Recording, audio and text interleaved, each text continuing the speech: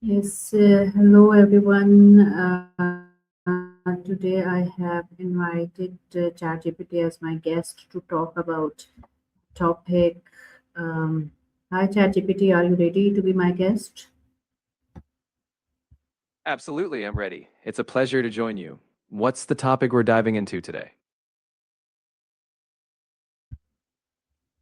Okay, today we are going to discuss about how to set achievable goals and stay motivated. So, what does an achievable goal really mean to you? For me, an achievable goal is one that's realistic given your current resources and circumstances. It's clear, measurable, and broken down into steps. Plus, it gives you a realistic timeline so you don't feel overwhelmed. It's something you believe you can accomplish, and that belief keeps you motivated. Okay, so why do many people fail to achieve their goals despite setting them? Often it's because the goals are too vague or too big without a clear plan. People might lack realistic timelines, or they don't break goals into smaller steps. Plus, if motivation hinges on a quick win, setbacks feel discouraging. Without adjusting strategies or having a support system, it's easy to lose momentum.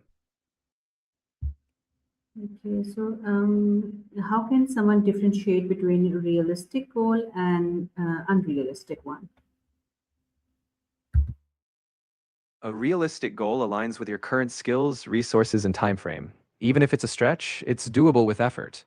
Unrealistic goals often ignore limitations like time, knowledge, or resources and depend on luck or factors you can't control.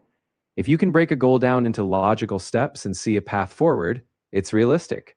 If it feels like a distant fantasy with no clear next step, that's a red flag.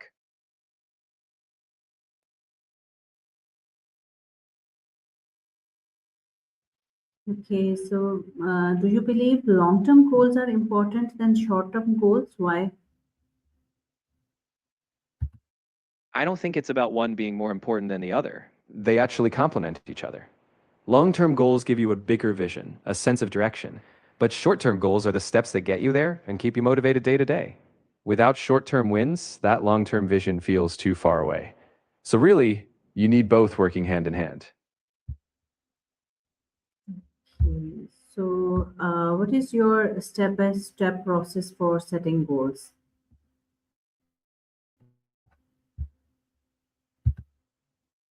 First, I'd define what you truly want and why. It gives purpose. Then I'd break it down into a clear, specific goal. Next, I'd identify smaller milestones, short term targets, so progress is trackable. Then I'd set realistic timelines for each step. Finally, I'd plan for obstacles. How will I adjust if things go off track? And review progress regularly. Adjust as needed and celebrate the wins. Yes, it's very important to celebrate the small wins. So, how important is clarity when defining a goal?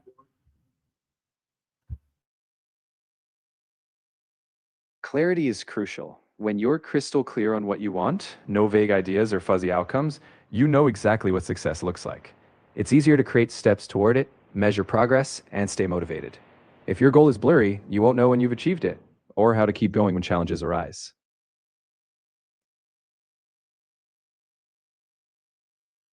Okay, it means that goals needs to be very clear, not fussy, so that you can have clear milestones in your mind to achieve them. So, can you explain the concept of SMART goals in a simple way? Sure. SMART is just a handy checklist for a good goal. It stands for specific, know exactly what you want, measurable, you can track your progress, achievable, it's realistic, relevant, it matters to you, and time bound, there's a deadline. In short, it's a goal that's clear, trackable, realistic, meaningful, and has a time frame. When a goal checks all those boxes, you know exactly what you're working toward. Okay, so how can beginners start setting goals if they feel overwhelmed? Start small. Pick one simple area you care about and define a tiny achievable goal, something you can do in a few days or weeks. Break it down into steps, just one step at a time. Don't worry about giant plans yet. Build confidence by finishing something small. Reflect on what worked, then set a slightly bigger goal next. Over time, that builds momentum and the process becomes natural.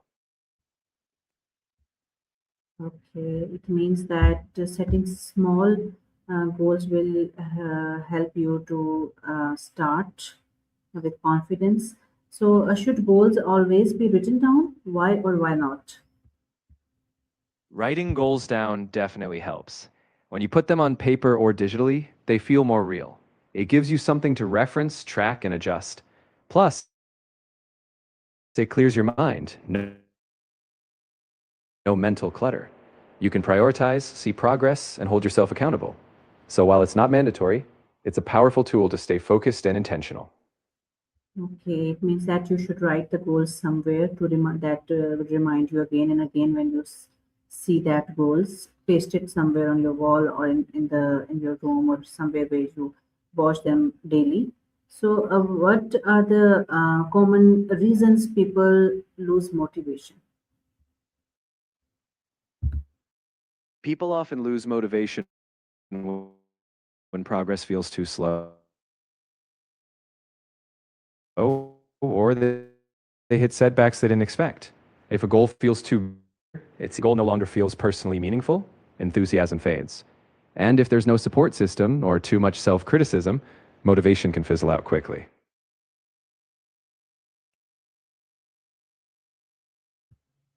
Okay, so it means that why we lose motivation when there is no one to give us feedback or support system or too much self-criticism. Usually, we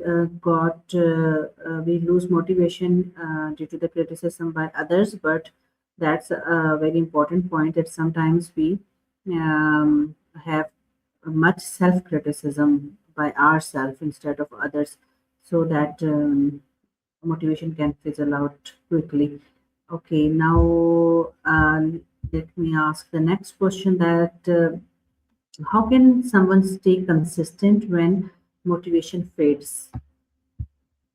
When motivation dips, consistency is about relying on habits, not just feelings.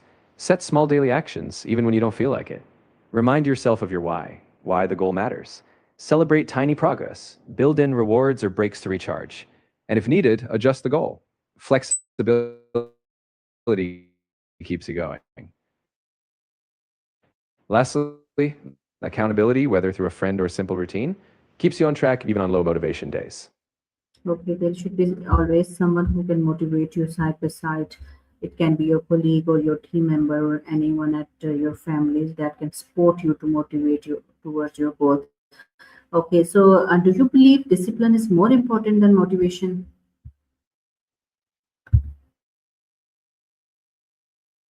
I'd say discipline is what keeps you going when motivation fades. Motivation is great to get started, but it's not always there every day. Discipline is that reliable system of action, those habits you stick to even when you don't feel the spark.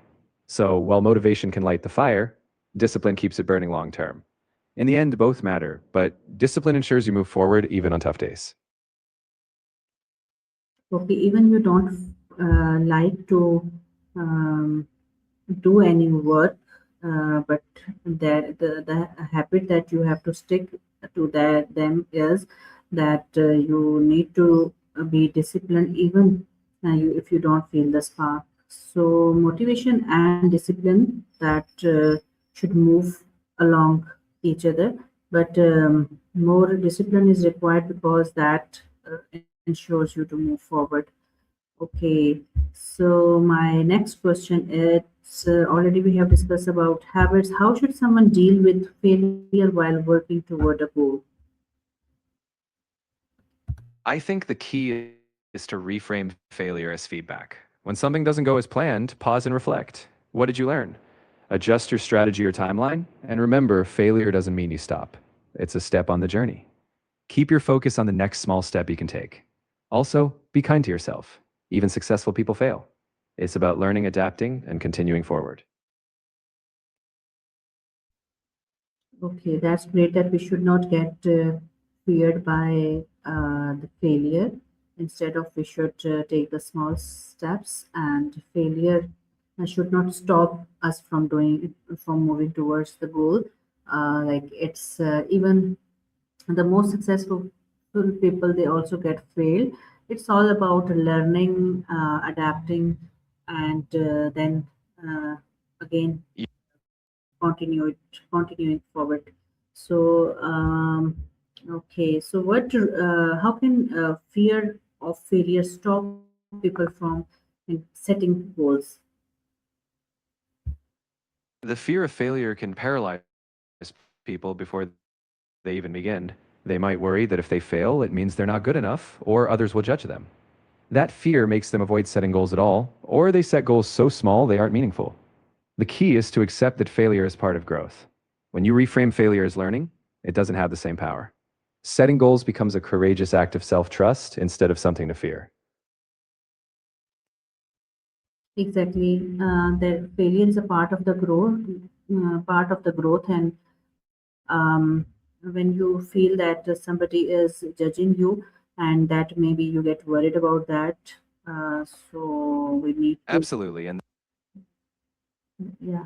So how can the people track their progress effectively, whether they are achieving their goal day by day, or how they can set their, how they can write that particular things on their paper or anywhere they should record them.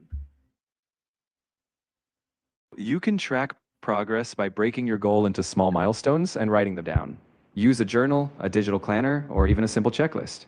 Regularly review what you've done, daily or weekly. Celebrate what's completed and adjust future steps if needed. You can track numbers, timelines, or simply reflect on how you feel. The act of tracking makes progress visible and keeps you accountable. Okay, so how is it, how your surroundings are important with the right people around you? Your surroundings, especially the people around you, can make a huge difference. When you're around supportive, positive people, they encourage you, offer fresh perspectives, and help you stay accountable. If your environment is full of negativity or doubt, it can drain your energy or make you second guess yourself. So, consciously surrounding yourself with people who inspire and support your growth can keep you resilient and motivated when things get tough. Okay, it's very important to have the right people around you that will keep you motivating towards your goal. So, can you give one powerful tip you would like to give to someone struggling to stay motivated? I'd say reconnect with your why, your personal reason for that goal. When motivation dips, pause and remind yourself why it matters to you. Visualize the outcome, how it will feel. When your why is strong, it reignites that inner spark. Even if the steps are tough, knowing why you're on the journey gives you that extra push to keep going.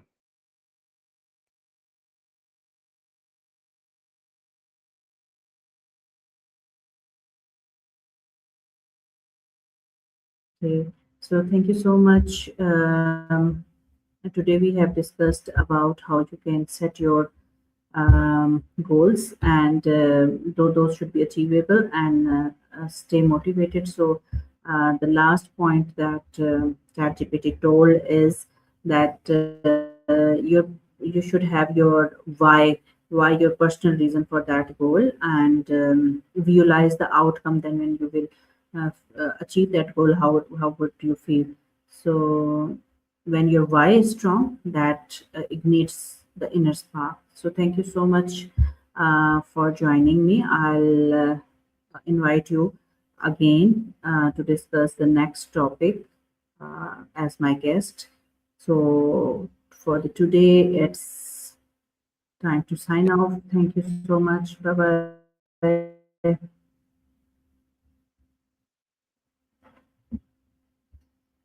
Thank you. It was great chatting. Take care and goodbye.